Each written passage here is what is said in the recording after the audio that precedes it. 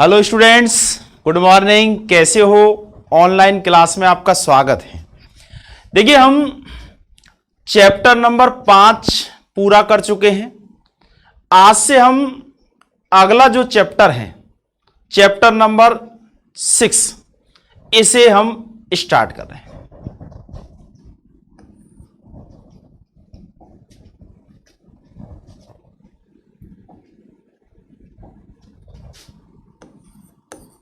Chapter 6, इसका नाम है पुष्पीय पादपों की शारीरिकी। पुष्पीय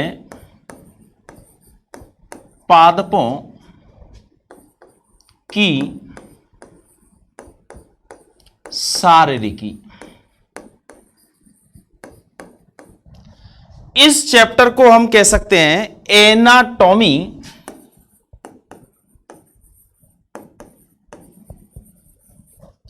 ऑफ एंजियो स्पर्मी प्लांट। अर्थात ये जो आवृतबीजी पादप होते हैं, जिन्हें हम पुष्पीय पादप कहते हैं, इन पादपों की आंतरिक संरचना कैसी होती है? बाह्य संरचना को आकार की कहा जाता है, जबकि आंतरिक संरचना को शारीरिकी अर्थात एनाटॉमी कहा जाता है।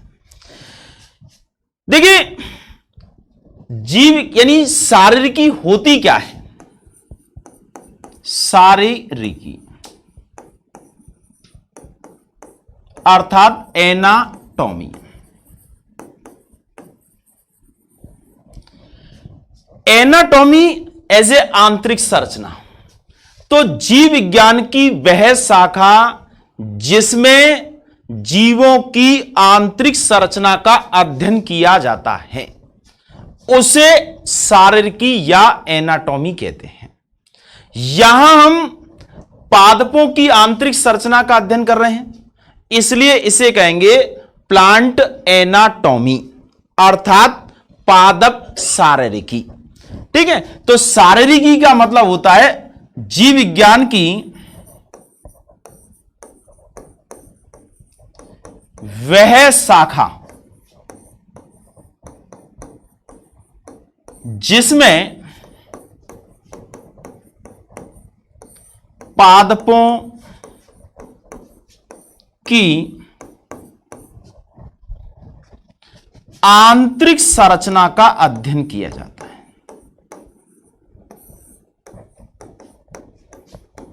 संरचना का अध्ययन किया जाता है।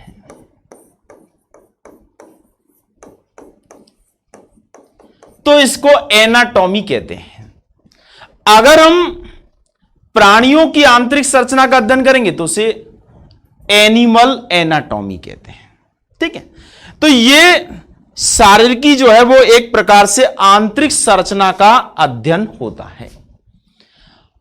इसमें किस प्रकार से ऊतकों की उपस्थिति होती है, अर्थात आंतरिक संरचना जो है वो, क्योंकि कोशिका, सभी जीवों का शरीर जो है वो कोशिकाओं से मिलकर के बना होता है, और कोशिकाएं जो होती हैं ये आपस में मिलकर के ऊतकों का निर्माण करती हैं। ठीक है, तो अब हम बात करते हैं शारीरिकी के बाद आता है औत की।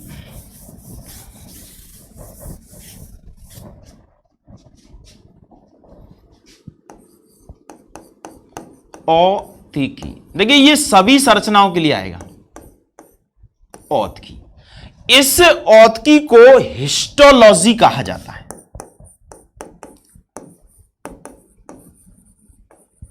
हिस्टोलॉजी। अब देखिए ये औतकी क्या है? ये एक तरह से जीव विज्ञान की वह शाखा है जिसमें ऊतकों का अध्ययन किया जाता है। स्टडी ऑफ टिश्यू अर्थात ऊतकों का अध्ययन। जीव विज्ञान की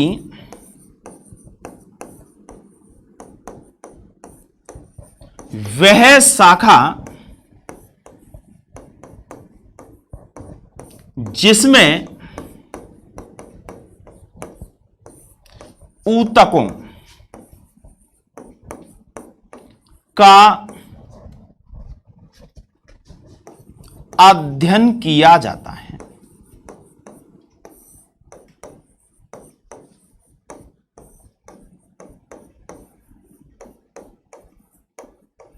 ठीक है, तो औतकी अर्थात हिस्टोलॉजी का अर्थ हुआ कि जीव विज्ञान की वह शाखा जिसमें ऊतकों का अध्ययन किया जाता है। ठीक है, अब ऊतकों से मिलकर के होती है आंतरिक संरचना का निर्माण होता है। अब आता है कि ये ऊतक क्या है, क्योंकि ऊतकों से विभिन्न प्रकार के जो ऊतक होते हैं उन्हीं से जीवों की आंतरिक संरचना का निर्माण होता है।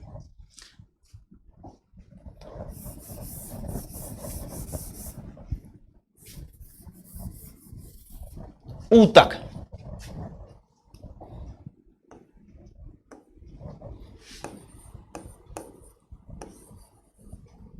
इनको टिश्यू कहा जाता है।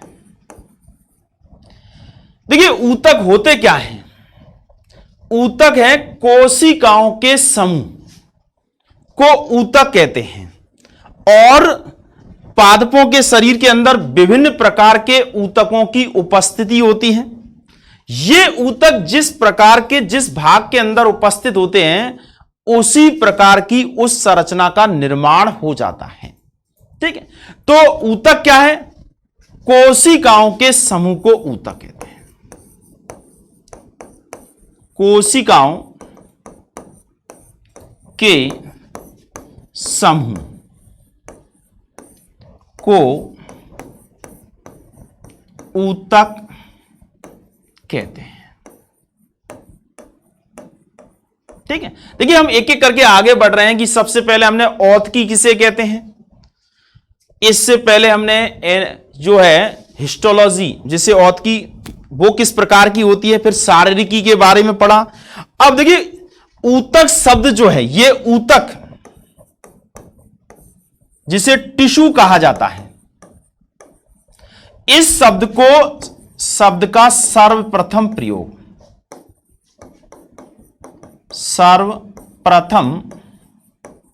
प्रयोग एक गिरु नाम के वैज्ञानिक थे। गिरु नामक वैज्ञानिक ने किया था।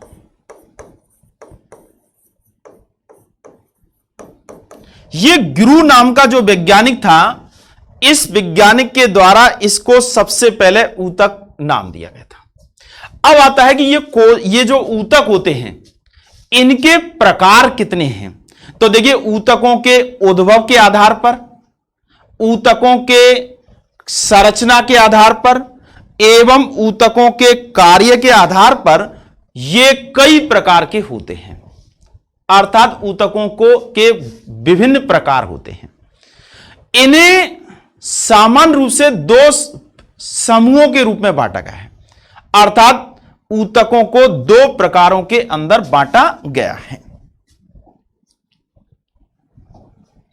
अब हम बात करें ऊतकों के प्रकार।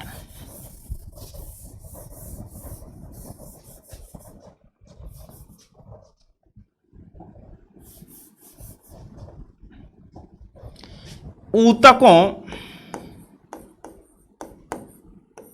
के प्रकार देखिए, उद्भव, संरचना एवं कार्य के आधार पर ये ऊतक जो है इनको दो प्रकारों के रूप में बांटा गया है। एक तो होते हैं विभजोतक।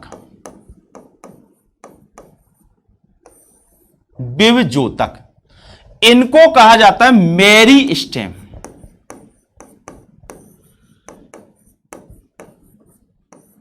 और दूसरे जो ऊतक होते हैं ये होते हैं स्थायी ऊतक।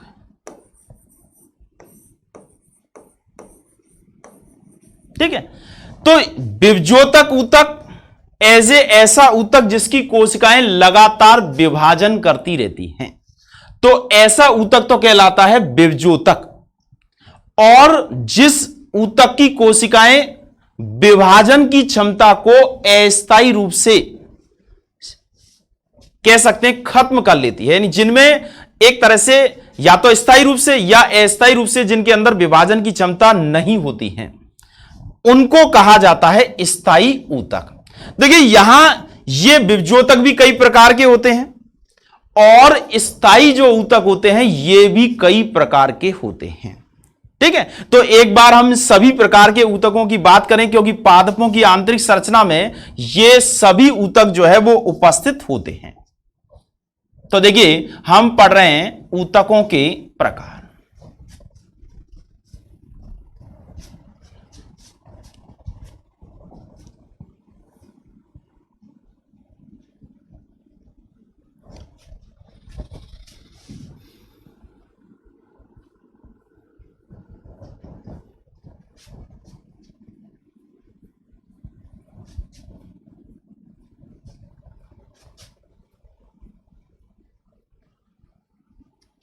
अब देखिए ये ऊतकों के प्रकार हैं। इसमें ये विभजोतक ऊतक, ये विभजोतक ऊतक है, अर्थात ऐसा ऊतक जिसकी कोशिकाएं लगातार विभाजन करती रहती हैं और नई कोशिकाओं का निर्माण करती रहती हैं, जिससे कि कोशिकाओं की संख्या में लगातार वृद्धि होती रहती है। तो ऐसी कोशिकाएं जो होती हैं उनसे बने हुए ऊतक को हम कहते हैं विभजोतक ऊतक। इस ऊतक में देखिए ये जो मेरिस्टेम शब्द लिया है, मेरिस्टेम बोलते हैं, मेरिस्टेम। अब देखिए मेरिस्टेम जो है वो ग्रीक भाषा का शब्द है और इस शब्द का अर्थ होता है विभाजित होना, अर्थात ऐसी कोशिकाओं का ऊतक जो लगातार क्या होती रहती है, विभाजित होती रहती हैं। और ये जो मेरिस्टेम यानी विभजोतक शब्द जो है, इसको शब्द को देने वाले वैज्ञानिक जो थे वो नेगली नाम के वैज्ञानिक ने दिया था। नेगली नामक वैज्ञानिक है। ये जो आपसे अगर पूछा जाए कि विभजोतक शब्द जो है इसको सबसे पहले किस वैज्ञानिक के द्वारा दिया गया था, तो वो दिया गया था नेगली नाम के वैज्ञानिक के द्वारा दिया गया था। अब देखिए इस ऊतक की कोशिकाओं की क्या विशेषता होती है, तो इस ऊतक की कोशिकाओं की विशेषता हम पढ़ चुके हैं, एक एक करके हम आगे बढ़ेंगे। तो देखिए इस ऊतक की जो कोशिकाएं होती है वो पतली भित्ति वाली होती है। इनकी कोशिका भित्ति सेलुलोज के द्वारा ही बनी हुई होती है और पैक्टिन की भी उपस्थिति हो सकती है। इनके अंदर सक्रिय अवस्था में केंद्रक उपस्थित होता है, क्योंकि सक्रिय अवस्था में केंद्रक उपस्थित होगा तभी इसके अंदर विभाजन की क्रिया होगी। साथ में इस ऊतक में कोशिकाएं एक दूसरे के पास पास स्थित होती हैं और समव्यासी आकार की होती हैं, समव्यास संरचना के रूप में होती हैं। अब देखिए ये जो विभजोतक ऊतक है ये भी तीन प्रकार का होता है, शीर्षक विभजोतक, पार्श्व विभजोतक और अंतर्वेशी विभजोतक। अब यहां हम एक एक करके आगे बढ़ेंगे, पहले दो प्रकार करें। दूसरा है स्थायी ऊतक। तो पहला तो हो गया विभजोतक और दूसरा है स्थायी ऊतक।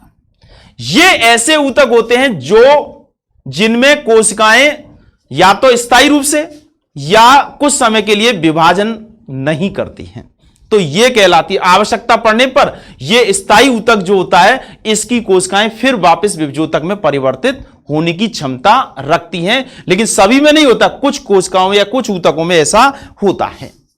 अब देखिए इसके बाद ये जो स्थायी ऊतक हैं इसको दो भागों में बांटें, एक तो सरल स्थायी ऊतक और दूसरा है जटिल स्थायी ऊतक।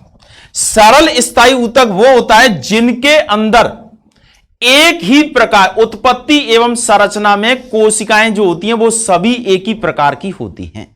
तो ऐसा ऊतक तो कहलाता है सरल स्थायी ऊतक। ध्यान से सुनिए, इनमें देखिए विभजोतक का मतलब क्या बताया था, जिनकी कोशिकाएं लगातार विभाजन करती रहती हैं। स्थायी ऊतक का मतलब जिनके अंदर विभाजन की क्षमता स्थायी रूप से या अस्थायी रूप से नहीं होती है।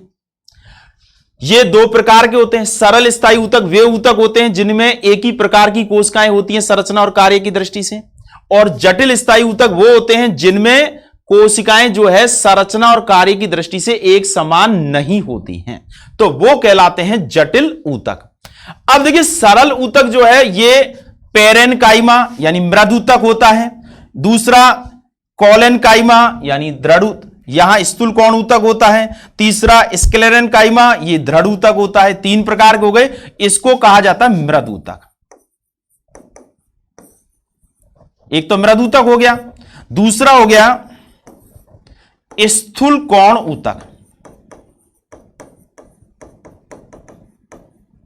और तीसरा हो गया दृढ़ ऊतक।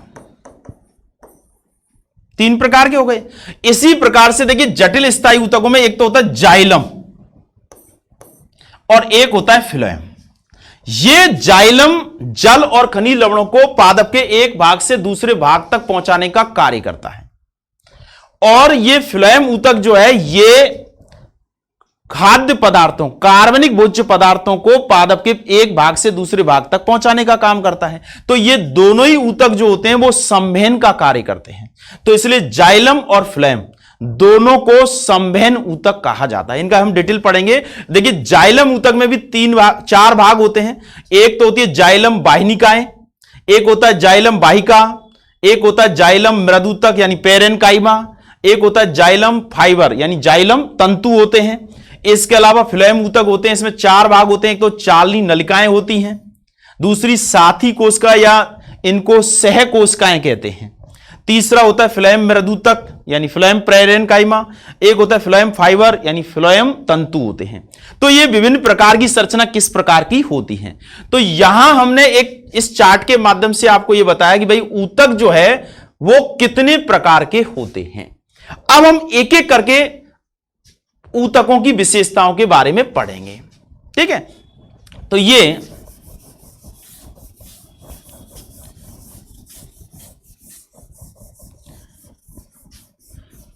सबसे पहले पढ़ते हैं हम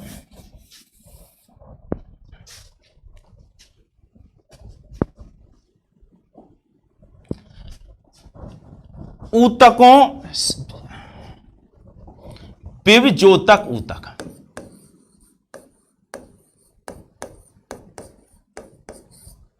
विभजोतक ऊतक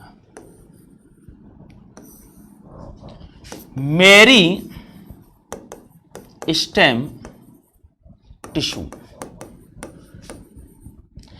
अब ये विभजोतक ऊतक जो होते हैं इनकी कोशिका, अभी हमने कहा इनकी कोशिकाएं लगातार विभाजन करती रहती हैं, नई कोशिकाएं बनाती रहती हैं, पतली भित्ति वाली होती हैं, सक्रिय जीव द्रव वाली होती हैं। इसके अलावा इनमें स्पष्ट केंद्रक होता है। अब ये विभजोतक जो है वो स्थान के आधार पर तीन प्रकार का होता है। विभजोतक के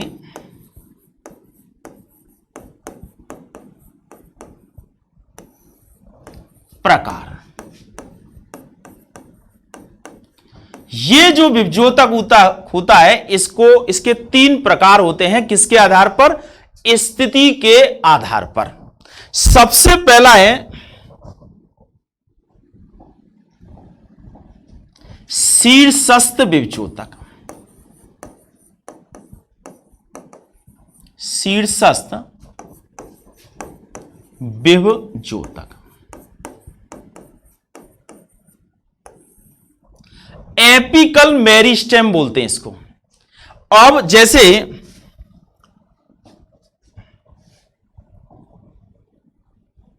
ये एक तरह से पादप का भाग है, शीर्ष वाला भाग है। इसमें यहां पर उपस्थित जो विभजोतक है ये वाला, ये है शीर्षस्थ विभजोतक।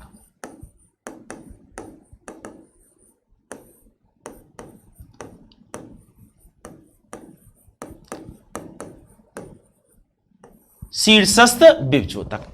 इस शीर्षस्थ विभज्योतक की उपस्थिति के कारण पादप में देखिए, तने के अंदर शीर्ष वाले भाग पर है तो तने की लंबाई में वृद्धि होगी, और जड़ के अगर शीर्ष वाले भाग में है तो जड़ की लंबाई में वृद्धि होगी। तो यह शीर्षस्थ विभज्योतक वाला जो भाग होता है यह लंबाई में वृद्धि करने के लिए उत्तरदायी होता है, और इसके द्वारा जो वृद्धि होती है वो प्राथमिक वृद्धि होती है, क्योंकि शुरुआती वृद्धि होती है। तो इसे कहते हैं शीर्षस्थ विभज्योतक। ठीक है। अब देखिए दूसरा जो है यह है अंतर्वेशी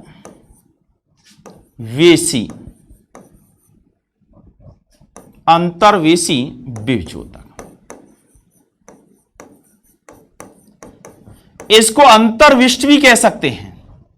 और यह अंतर्विष्ट विभज्योतक जो होता है यह इस प्रकार से होता है,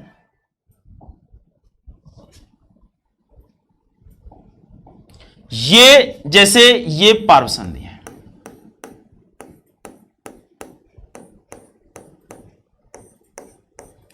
और यहां से एक तरह से शाखाएं निकले। तो यहां ये जो विभज्योतक है जो पर्व संधियों पर होता है, जहां से नई शाखाएं निकलती हैं, पत्तियां निकलती हैं, तो इस प्रकार का जो विभज्योतक होता है ये अंतर्विष्ट या अंतर्वेशी विभज्योतक कहलाता है।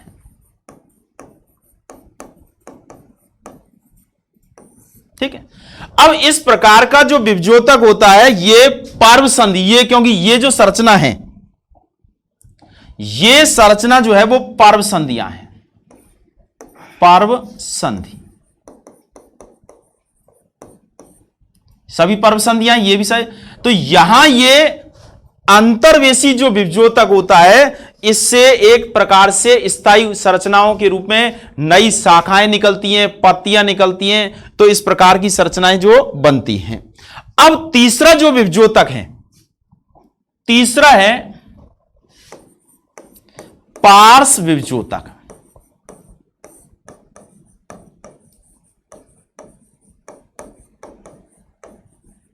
पार्श्व विभज्योतक, इस प्रकार का जो विभज्योतक होता है ये एक प्रकार से यहां उपस्थित होता है।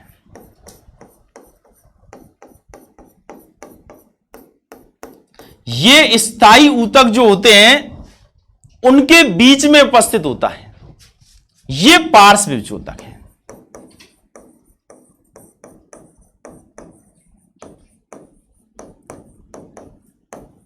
पार्श्व विभज्योतक, इस पार्श्व विभज्योतक के कारण जड़ और तने में द्वितीयक वृद्धि होती है, अर्थात मोटाई में वृद्धि होती है। तो इस तरह से ये जो विभज्योतक है, आज हमने ऊतकों के बारे में पढ़ा है कि ऊतक पादपों में कैसे होते हैं। तो पादपों में ऊतकों को दो समूहों में बांटा गया है, एक तो है विभज्योतक और एक स्थायी ऊतक। विभज्योतक ऊतक वे होते हैं जो लगातार विभाजन करते रहते हैं, पतली भित्ति वाली कोशिकाओं के द्वारा बने हुए होते हैं।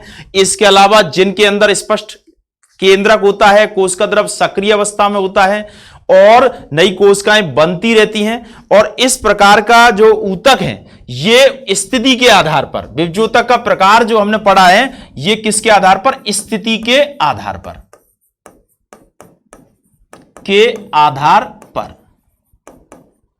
ये तीन प्रकार का होता है।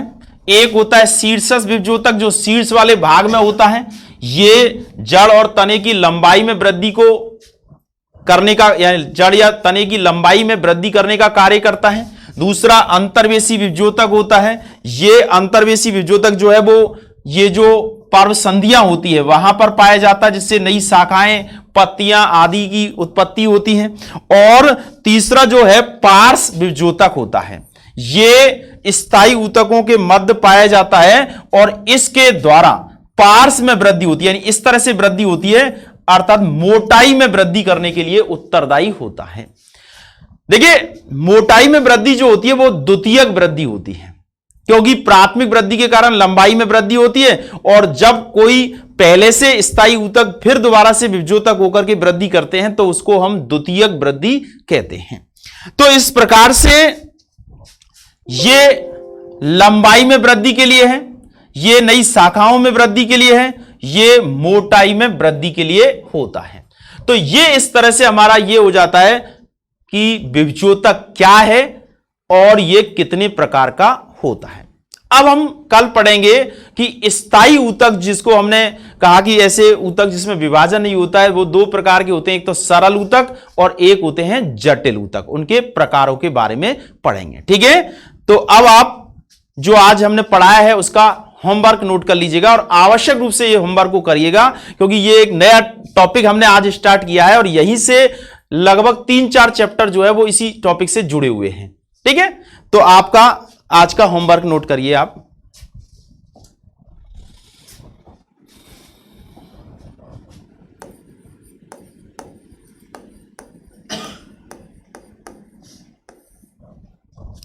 पहला प्रश्न है, देखिए बहुत सीधे सीधे प्रश्न है। सारणिकी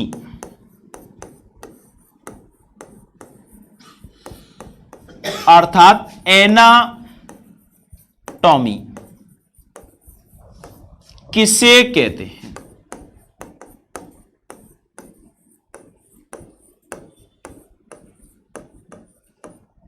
ठीक है। दूसरा प्रश्न है, औत की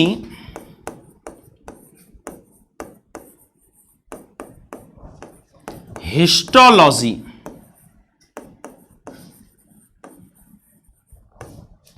किसे कहते हैं?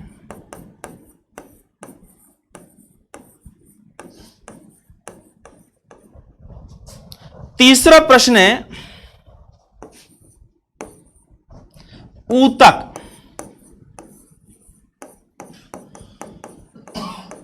टिश्यू किसे कहते हैं?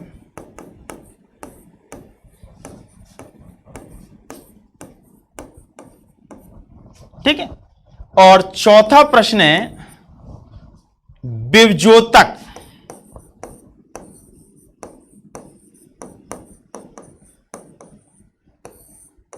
मेरिस्टेम किसे कहते हैं?